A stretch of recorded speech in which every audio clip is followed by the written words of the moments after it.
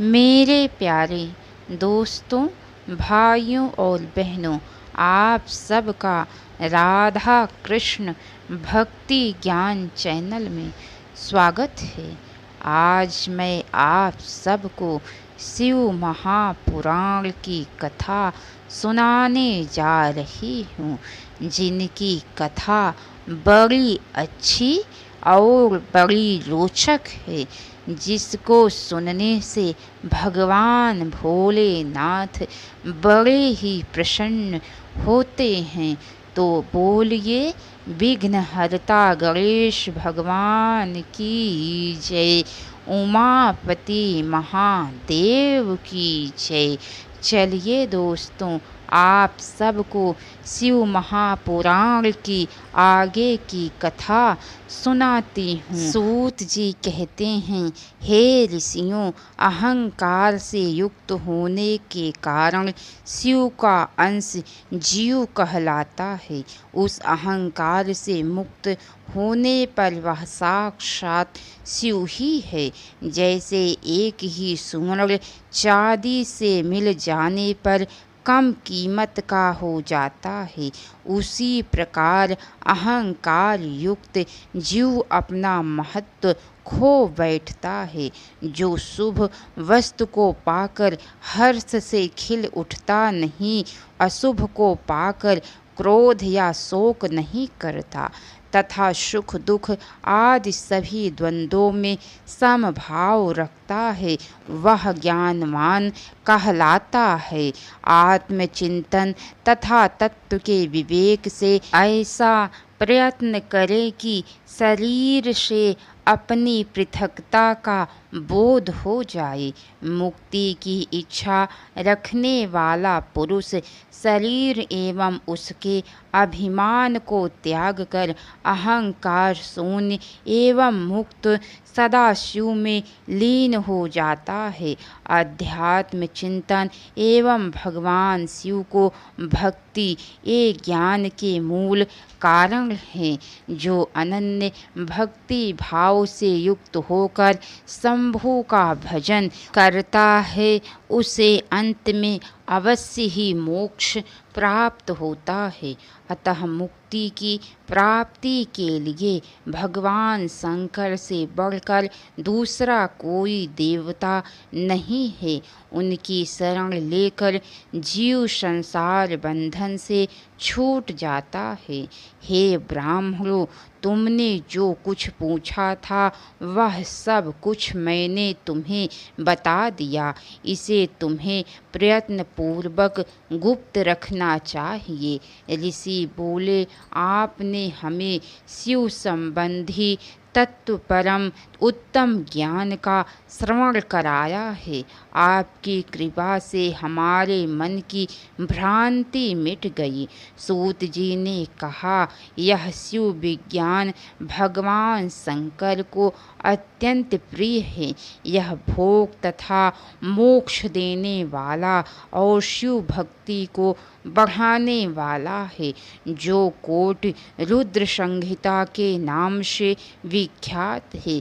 जो पुरुष एकाग्र चित्त हो भक्ति भाव से इस संहिता को सुनेगा या सुनाएगा, वह समस्त भोगों का उपभोग करके अंत में परम गति को प्राप्त कर लेगा। उमा संहिता श्री कृष्ण की तपस्या तथा शिव पार्वती से वरदान की प्राप्ति। ऋषिगण बोले, हे सूत जी, आपको नमस्कार है। आपने हमें कोटि रुद्र नामक संहिता सुनाई। अब आप उमा संहिता में विद्यमान विविध आख्यानों से युक्त पार्वती सहित परमात्मा शिव के चरित्र का वर्णन कीजिए। सूत जी ने कहा, हे शौनक आदि महर्षियों, भगवान शंकर का चरित्र परम दिव्य है। तुम लोग प्रेम से इसका श्रवण करो। पूर्व काल में मुनीश्वर व्यास ने सनत कुमार जी के सामने ऐसे ही पवित्र प्रश्न को उपस्थित किया था और इसके उत्तर में उन्होंने भगवान शिव के उत्तम चरित्र का गान किया था। उस समय पुत्र की प्राप्ति के निमित्त श्री कृष्ण के हिमवान पर्वत पर जाकर महर्षि उपमन्यु से मिलने की कथा तथा महर्षि उपमन्यु के द्वारा भगवान शंकर की अतुलित महिमा का वर्णन सुनकर वासुदेव बोले, हे मुनि श्रेष्ठ, भगवान सदाशिव मुझे भी जिस प्रकार दर्शन दे तथा मुझ पर कृपा करे, आप मुझे ऐसा उपाय बतलाइए। उपमन्यु बोले, हे पुरुषोत्तम, आप थोड़े ही समय में महादेव का दर्शन उनकी कृपा से प्राप्त करेंगे, इसमें संदेह नहीं है। आप 16वें महीने में पार्वती सहित सदाशिव से उत्तम वरदान प्राप्त करेंगे। हे अच्युत, मैं आपको जपनीय मंत्र बताता हूँ। ओम नमः शिवाय। इस दिव्य मंत्र का जप संपूर्ण कामनाओं को प्रदान करने वाला है। सनत कुमार बोले, इस प्रकार महादेव संबंधी कथाओं को कहते हुए उन उपमन्यु के 8 दिन एक मुहूर्त के समान बीत गए। इसके अनंतर 9वां दिन आने पर मुनि उपमन्यु ने श्री कृष्ण को दीक्षा प्रदान की और शिव अथर्व शीर्ष का महामंत्र उन्हें बताया। वे शीघ्र ही एकाग्र चित्त होकर ऊपर भुजा उठाए पैर के एक अंगूठे पर खड़े होकर तप करने लगे। इसके बाद 16वां महीना आने पर प्रसन्न होकर पार्वती सहित महेश्वर शंभु ने श्री कृष्ण को दर्शन दिया।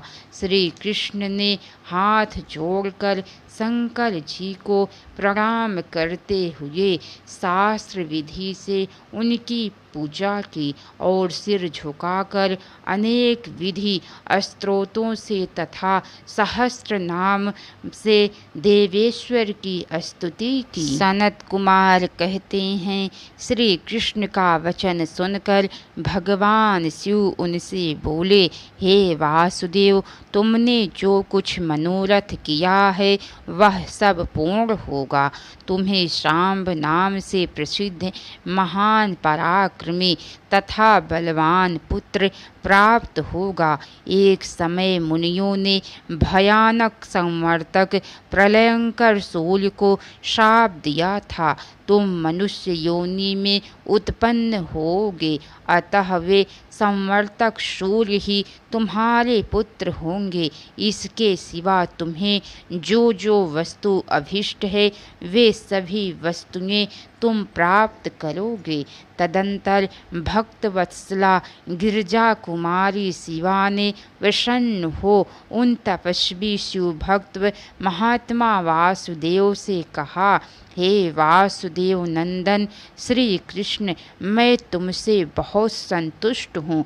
तुम मुझसे भी उन मनोवांछित वरों को ग्रहण करो जो भूतल पर दुर्लभ है।